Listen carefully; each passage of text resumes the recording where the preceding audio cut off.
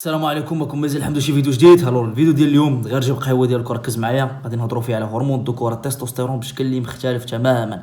غتكون نصائح اللي غتغير الحياه ديالك الجسديه والنفسيه الى احسن والى افضل، لان التستوستيرون بغينا ولا كرهنا هو الهرمون الاساسي. الا كان الهدف ديالك دير زياده عضليه اللي مهمه، ويكون الهدف ديالك الحرق الدهون، خصوصا الا كنتي انسان طبيعي. كنكرر، خصوصا الا كنتي انسان طبيعي من الانتاج ديالو محدود، واللي ما يقدرش يتقارن مع دي زاتليت اللي كياخذوا واحد الهرمونات خارجيه واللي كتخلي ان تكون عندهم واحد النسبه البناء اعلى، لانهم كياخذوا هذيك الهرمونات خارجيه. فلا باغي توصل بشكل طبيعي خاصك تستغل الانتاج الى اقصى درجه، لان التستوستيرون ما تقدرش تنتج اكثر من واحد الصفه طبيعيه. فكيفاش توصل الى اقصى درجه وكيفاش تستغل التستوستيرون ديالك الى اقصى درجه، هادو جوج اشياء اللي مهمين واللي غادي يغيروك الا احترمتي هادشي اللي غادي نهضروا عليه اليوم، واللي غادي يكون بيت بسيط وغنحاولوا نلخصوه ويكون جد مهم لك. عوامل كلها تقدر تبدلها في حياتك وتشوف في الاخر تغيير واضح. اول حاجه بغيتك تعرفوا اللي مهمه، انه بعض العلامات اللي كتقدر تبين ان عندك واحد النقص في التستوستيرون او واحد عدم استغلال، هو انه تشوف واحد التعب بصفه كبيره، يعني تشوف انه ما كتقدرش دير زياده عضليه ولو انك كتحقق واحد العوامل على الاقل اللي يمكنهم واحد الزياده اللي بسيطه. عدم القدره على الحرق ديال الدهون، عدم القدره ربما على الانتصاب ولا الاحساس بواحد الضعف. هنا كاين اللي كيقول لي علاش كتبغي تدخل المساله ديال الاخوان تستوستيرون. وخلينا اليوم نكون الهضره صريحه، انا ما كنرضيش الناس، انا جاي نقول لك اللي كاين ابري قبل ولا ما تقبلش، هذا هو الواقع. حنا بغينا نغيروا الشكل ديالك والاحساس ديالك الى احسن. فالهرمون ديال التستوستيرون اندروجين انابوليك، اندروجين بمعنى كيتدخل في الخصائص الذكريه، هادشي رباني راه ماشي انا اللي دايرو، وانابوليك بناء واضح، يعني دائما غيكون عنده تدخل في النواحي بجوج، ما يقدروش يوصلوا حاجه على حاجه. ما يمكنش يهبط عندك تستوستيرون وتبقى عندك الرغبه الجنسيه، ما يمكنش يهبط عندك تستوستيرون ودير زياده عضليه، هادشي مستحيل. حاجه كلهم مقترنين بهذه المساله هذه، اضافه الى عوامل اخرى، ولكن حنا كنركزوا في الموضوع ديالنا الاساسي اليوم. واخا الو شنو هي اول حاجه؟ خاصك تعرف انه انت 98% من التستوستيرون ديالك كيتلاقى مع جوج بروتينات، الالبومين والاس اتش بي جي، وما عندك ما دير بهادو سكس هرمون بايندين جلوبولين. انا بغيتك تركز غير في ديك 2% اللي بقات، راه هي اللي يمكن لك انت تستغلها، كتسمى بايو افيلابل، كتكون في الدم ديالك. علاش كان التستوستيرون حر؟ وهاد 2% من الاصل ديال الانتاج ديالك هي اللي كتقدر دير بها بناء عضلي باش تقدر تزاد كتله عضليه وتحرق دهون. فتخيل انك ما كتوصلش للانتاج الاقصى، وتخيل انك ما تستغلش هذيك 2%، وهذا هو المشكل اللي كيوقع علينا في اغلب الحالات. فلذلك اليوم النصائح غتكون على هذه المساله هذه باش تقدر توصل لاقصى درجه وتستغل هذيك 2%. واضح؟ دابا ندوزو للنقطه الاولى. اول نصيحه، الى عندك دهون، يعني غنمشيو بالحالات بحاله بحاله باش كلشي الناس نقيسوهم، ما نظلموا حتى واحد. حنا ما جيش نرضيو 1%، نجي نعاونوا 99%. الى عندك نسبه ديال الدهون عاليه، شنو هي نسبه الدهون عاليه؟ عرفها لي. شوف، الى عندك نسبه ديال الدهون اللي كتخفي المعالم ديال الكتله العضليه ديالك، نسبه ديال الدهون اللي كتخفي المعالم ديال الكتله العضليه، يعني انت عندك شويه الكتاف، عندك شويه التريسات ما كيبانوش، كتبان لك طبقه واحده غاده، يعني ما تقدرش تفرق. مثلا في لي زابدو كتبان لك الكرش كامله وحده غليظه. فهنا كل ما زادت الدهون كل ما غادي يكون عندك الاحتماليه ديال انها تحول التستوستيرون ديالك الهرمون الاناث الاستروجين، لان واحد انزيم كيتزاد في هذيك الدهون. فغنتحداك غتجبد لي اي انسان اللي داير ديرتي بروكين اللي غادي بواحد الصفه كبيره ديال الدهون انه يزيد عضلات، غتلقى دائما كيبقى يزيد غير دهون. فهنا اول حاجه ديرها تمشي تنشيف، ما تخممش بزاف، ما تعطيش راسك فرصه التفكير. علاش؟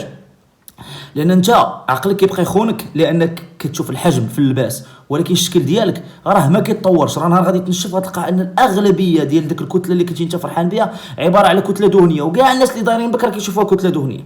غير انت لما كتكون متاثر بهذيك لاماس كتكون عندك واحد الاحساس شي كلشي تزنا منه حنايا.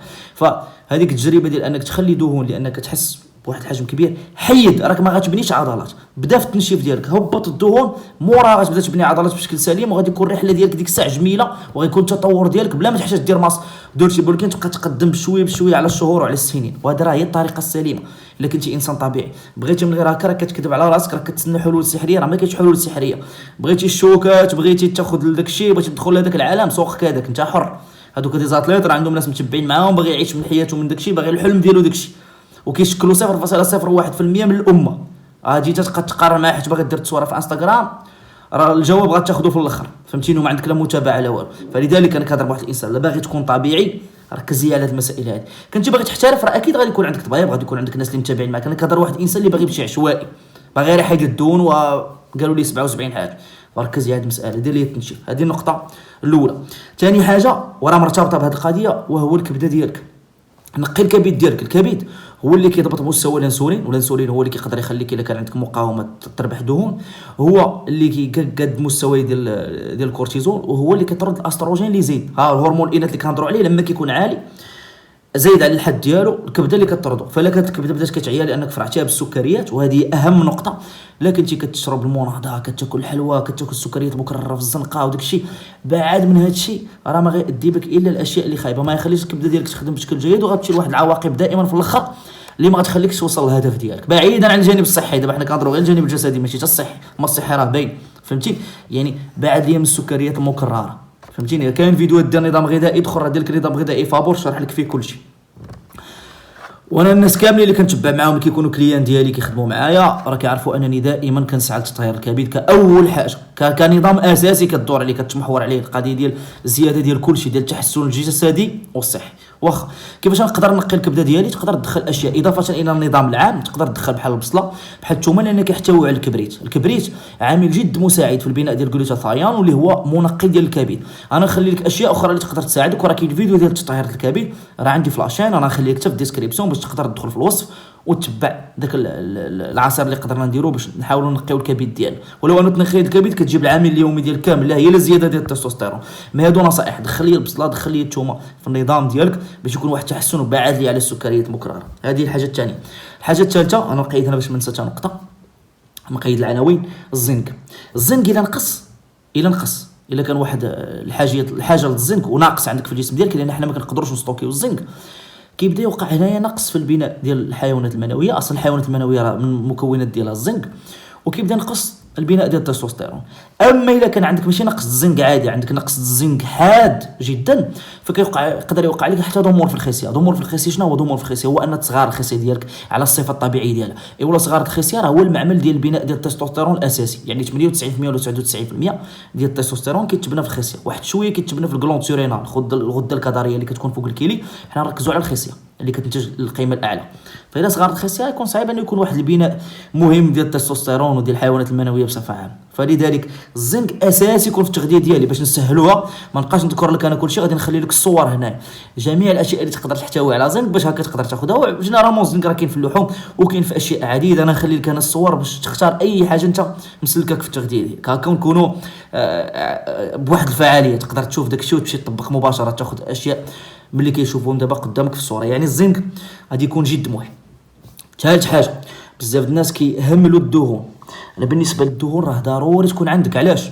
راه الدهون خصوصا كنهضروا دابا على الكوليسترول، هو اللي كيتدخل، هو البريكورسور ديال البناء ديال التستوستيرون. يعني الا ما عندناش كوليسترول ما غنبنيوش التستوستيرون. الحاجه اللي كتسبق التستوستيرون هي الكوليسترول في الخصيه ديالك باش تقدر ان يكون واحد البناء.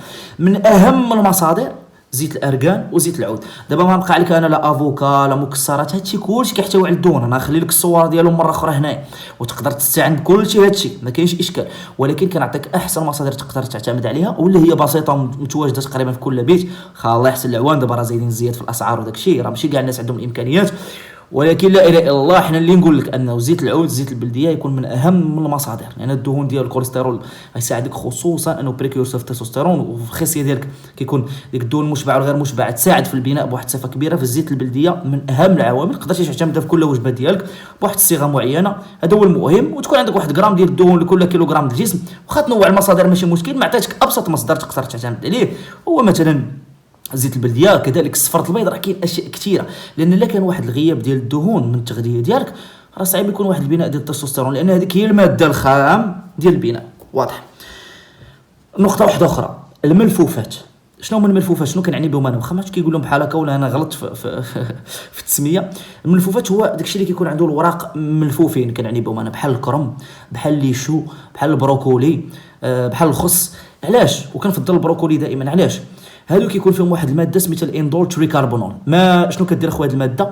هاد الماده الى جانب الزنك غادي تساعد في الكبح ديال هذاك الانزيم اللي كيحول لك التستوستيرون لاستروجين. يعني هاد النقطه هادي ماشي هي اللي غتغير كل شيء، ولكن هذه واحد النسبه مئويه صغيره اللي الى جانب هادشي كامل اللي كنسعاو التصحيح ديالو غادي يحسن وغادي يساعدك بصفه كبيره. واضح؟ يعني الملفوفات كيف ما عليت انا دابا لي شو الخص البروكولي. علاش كنفضل البروكولي؟ لان فيه اشياء اخرى عديده وفوائد كثيره، منها كذلك الكبريت. وكيف ما قلنا الكبريت هو كيساعد في تنقيه الكبد، وبصفه عامه غادي يكون مفيد. ما الا بغيتي تنوع يعني يكون هاد الملفوفات بصفه عامه يكونوا حاضرين في التغذيه ديالك، فهذا امر جيد، ما كاين حتى مشكل. يعني حتى لهنا غادي غتكون امور مزيانه. نقطه واحده اخرى اللي مهمه بزاف، حرص على انك تدخل الماده ديال البورون. البورون غتقدر تلقاه في البروكولي كذلك، وحنا كنهضروا عليه. تقدر تلقاه في اللوز، تقدر تلقاه في السبانخ. وتقدر تاخذه على شكل مكملات. بعض المرات كيكون مدمج مع بعض المكملات، بحال دابا الا خديتي الزنك ديال ريفلكس، الماتريكس ديال الزنك ديال ريفلكس غتلقى فيها الزنك والمغنيسيوم وشي حاجه اخرى ما بقيتش عاقل عليها، وقرا الفيتامين بي 6 الفيتامين بي 6، وغتلقى البورون. علاش هذا البورون؟ لان كيف ما قلت لك احنا عندنا 2%، وهذه نقطه جد مهمه، 2% ديال البروتين ديال التستوستيرون الحر اللي كنستغلوه. كاين بعض الناس اللي كتكون عندهم ارتفاع في واحد البروتين اللي سميتو الاس اتش بي جي 6 هرمون بايندين جلوبولين. هادو هما من دوك 2 بروتينات اللي شرحت لك في الاول كتلاقى معاهم التستوستيرون. الا علات عنده هذه كيولي حتى واحد النسبه من ديك 2% اللي هو فرحان بها اللي غادي يخدم بها كتلاقى مع هذا البروتين هذا كيصدق ضايع فيها. وراه فاش كنهضروا في التستوستيرون راه غير نسبه مئويه صغيره انت محتاج ليها كتكون جد فعاله في البناء. واش واضح؟ يعني ماده بحال البورون شنو كيكون الدور ديالها؟ هو عباره على معدن غادي تساعدك في انه يكون الخفض ديال هذاك المستوى ديال البروتينات وعدم الالتقاء ديال هذاك البروتين مع التستوستيرون ديالك، وهكا تقدر تستغل بصفه اعلى. يعني المساله ماشي غير رفع التستوستيرون، المساله ديال الاستغلال على الاقل ديك 2% بعض المرات اللي هي كتولي تضرب فيها. فهمتيني؟ يعني هذه القضيه تكون جد مهمه. ماده بحال البورون انا عطيتك فاش كتقدر تكون، ولكن كتكون بصفات ضعيفه صراحه كما تقدر تاخذها في مكمل. واضح؟ هذه نقطه جد مهمه سبق لي هضرت عليها في واحد فيديو واحد اخر.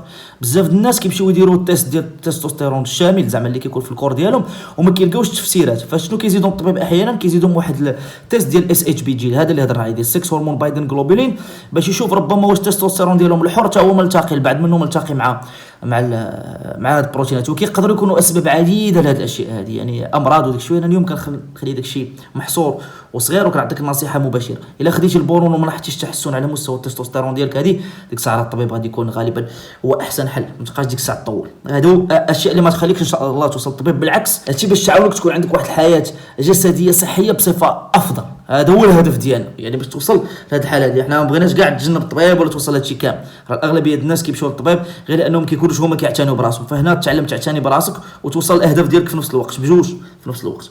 واخا كذلك الناس اللي عندهم نقص في الفيتامين دي، الناس اللي عندهم نقص في الفيتامين دي جد اساسي في العمليه ديال البناء ديال التستوستيرون. هي بصفه عامه المعادن والفيتامينات ما خصكش تخلي عليها. بلا عندك نقص في الفيتامين دي على الاقل خذ مكمل ديال الفيتامين دي. هذه نقطه مهمه. بالنسبه للتدريب كذلك، التدريب خاص كنتي كدير كمال الاجسام راه مزيان، ما كنتيش حاول دير بعض الحصص كمال الاجسام، لان التمارين المقاومه بالاوزان عاليه في وقت قصير كتكون جد مناسبه وجد مساعده على الامكانيه ديال الرفع ديال المستوى ديال التستوستيرون وكذلك على التحفيز ديال العضله. لذلك التدريب كنقول في كمال الاجسام سواء كنتي نتايا كتعشقو ولا ما كتعشقش هذا المجال هذا، لان بزاف الناس ما كيعجبهمش الميسكولاسيون، فراه مهمه بالنسبه لك. ما كنقولش كتدخل احترف ولا دير 6 ايام في السيمانه، على الاقل الا ما كنتيش كتبغي هذه الرياضه دير واحد اليومين ولا 3 ايام في الاسبوع كتهز فيها واحد الاثقال باش نتايا كدير واحد الضغط نوعا ما على العضلات ديالك وبحذر. وحنا دايرين فيديوهات ديال التدريب ها كيكون واحد التقدم. كذلك بالنسبه الناس اللي كيعانوا من ستريس، كلنا كنعانوا من ستريس، ما كاينش الانسان اللي ما كيعانيش من ستريس، لان الكورتيزول مضاد للتستوستيرون. فلذلك ما نقولش ما تعيش ستريس، كلنا كنعيشوا ستريس، كلنا كنعيشوا في واحد الضغوطات خصوصا في هذا العصر ديالنا، ولكن اعطي راسك فرصه فين ترتاح، ثق بالله كاين الله. فهمتيني؟ خدم واعمل وسعى وثبت الاهداف ديالك، واي حاجه خارجه على السيطره ديالك خليها الله عز وجل. اصلا انت داكشي اللي كتسيطر عليه لله عز وجل، ولكن انت عاطيك الاسباب باش تحكم فيهم شويه. الحاجه اللي ما عندكش تحكم فيها اكيد راه تكون اوضاع صعيبه، واخا نقول لك انا هضره غتكون اوضاع صعيبه، ولكن سلم امرك شويه لله، سلم امرك شويه لله وثق في الله ودير اللي عليك. خدم، ماشي انت ناعس عاوتاني تقول لي سلمت امري لله وانت ناعس. سلم امرك لله وانت كتخدم، وان شاء الله غتبدا تغيب الضغوطات. بدات نعس بكري، لان ديك المرحله اللي كتبقى سهران فيها وكتزيد الضغط على الجسم ديالك وتبقى تفكر صافي فكرتي خدمتي في النهار جا وقت النعس. فهمتيني؟ هذه نصائح بسيطه باش تجري ستريس ديالك، راه كتجري ستريس. اما لو بقيتي تابع الحياه بدون ما انك يكون عندك واحد الايمان وبدون عمل، راه لا ايمان لا عمل ما توصل للتهدئ. فهمتيني؟ هذه الكورتيزون ما عندي كنصحك، غادي ننصحك بالطريقه اللي ما يمكنش نغيبوا الضغوطات من الحياه. يجي واحد يعطيك شي وصفه ما يكونش فيها الضغط في الحياه وراه كنتي حمق. فهمتيني؟ كنتي حمق ما يكونش عندك ضغط في الحياه. واخا واش نسيت شي نقطه جينيرالمون حاولت نهضر على اهم المسائل. غتبقى نصائح اللي اضافيه، دخل بعض الاعشاب اللي غتكون مساعده اللي تقدر تاخذ على شكل مكملات، كما تقدر تاخذها من عند الناس كيبيعوها. كاين سكينجبير، جانجومبر، كاين الماكا، هادو اعشاب اللي مزيانه. كاين لوشواغاندا الا ما غلطتش في التسميه ديالها، فهادو كلها اعشاب غتكون جد مساعده. يعني سكينجبير انا قلت لك الماكا، سكينجبير، شواغاندا، هادو كلها اعشاب اللي غتقدر تكون مؤيده لهذا النظام. فإلا بعدتي من السكريات ومشيتي لهذا التدريب ومشيتي هاد الانظمه اللي قلنا وهاد المواد هذه اللي خاصك تدخل وتكون كتعتمد هادشي اللي قلنا، فغالبا غتلاحظ واحد التحسن كبير في حياتك. غادي تلاحظ التحسن يعني انت بديتي كتدخل غير الزنك وكان عندك نقص في الزنك، الا كان عندك نقص في الزنك كتقدر تلاحظ المشاكل في الشعر، تقدر الكزيما، تقدر بزاف د المشاكل الجلده، المشاكل يعني كيف ما قلنا في التستوستيرون. ف غير التحسين ديال هذا الشيء راه كيحسن لك بزاف د العوامل، الجلده، الشعر ديالك، اللحيه ديالك، المود ديالك، الرغبات ديال كلشي الجسد ديالك. فلذلك هذه كانت نصائح بسيطه. كذلك راه كاين بزاف الاشياء اخرى اللي نقدروا نضيفوها، غير انا ما نقدرش ندير كلشي في فيديو. راه خاصك تشرب الماء مزيان، فهمتيني، خاصك ما تسهرش بزاف د العوامل، خاصك تبعد على الكحول. راه كنتي كتشرب هذه واضحه الامور، راه كيتفرع عليك الكبده ديالك وبزاف د العوامل اخرى. خاصك تبعد اخويا على كنتي كتكمي ولا داك الشيء، راه مصالح الحاجه اللي ما صالحتش الصحه راه بيان سور راه ما صالحاش العضله، باش ما تبقاش تقول لي واش الكارو كيخرج على العضله وهو كيخرج على الصحه، انت بقات لك العضله دابا كتفكرها في العضله، فهمتيني. فلذلك حاولت نعطيك اقصى الاشياء، يعني اكثر الاشياء اللي غادي تساعدك واللي غتكون ان شاء الله عندها نتيجه كبيره على حياتك الا طبقتيها، وبيان سور بالمواصله. ماشي تقول لي تطبقوا في 3 ايام وتمشي النهار الثالث تاكل اللي بغيتي وتشرب اللي بغيتي وتجي تقول لي لا حتى راه ما عطاناش، وانت راه خاصك تطبقوا هادشي على نظام ديال الحياه باش تكونوا متفقين. راه اللي كيجي بالسهل كيمشي بالسهل. اليوم كانت الهضره شويه قاصحه، الهضره مباشره، ماشي جايين نديروا الخطر، جايين بغينا الناس يوصلوا، بغينا الناس يديروا شي حاجه تبدل حياتهم النفسيه، كلشي يتقدم. والناس اللي غتنتقد راه هاد الناس دائما كتنتقد، راه كاين اللي ما عنده ما يدار. كاين دابا راه هاد اليوتيوب وهاد التكنولوجيا عطات البنادم غير فرصه فين يجلس وما عنده ما يدار، صافي راه ما بقاش ندوي على ديك الناس، حنا كندويو على الناس اللي باغا توصل، الناس اللي باغا اهداف، اللي باغا تحسن من حياتها الجسديه باش توصل في الاهداف ديالها في الدنيا، في دين ودنيا. هادشي اللي كاين اخوان. حاولت نقدم لكم، الا نسيت شي حاجه اللي عندكم نتوما معلومات خليوها ليا، حاول نقدم لكم مازال جايين فيديوهات ان شاء الله كثار. ما تنساوش الدعم ديالكم بلايك، كيخلي الفيديو يوصل، كيخلي البارطاج يكون عالي. كنظن انا لايك شي حاجه اللي بسيطه جدا، ولا ما عجبك الفيديو سيدي ما ديرهاش، ما كاين حتى مشكل. سيادنا تحياتي الخالصه لكم، السلام عليكم.